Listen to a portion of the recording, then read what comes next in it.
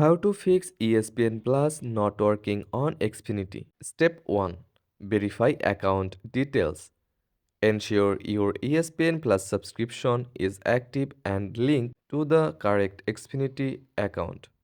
Double check your login credentials. Step 2. Log out and re-log in. Log out of the ESPN app on your device. Then log back in using your Xfinity credentials to refresh the connection. Step 3. Check device compatibility. Ensure your device is compatible with the ESPN app.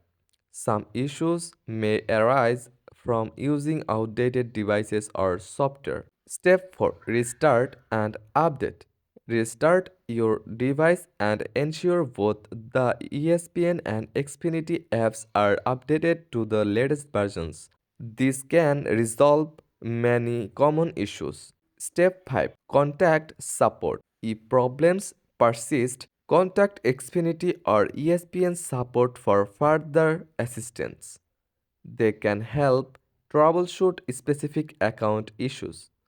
So, this is how to fix ESPN Plus not working on Xfinity.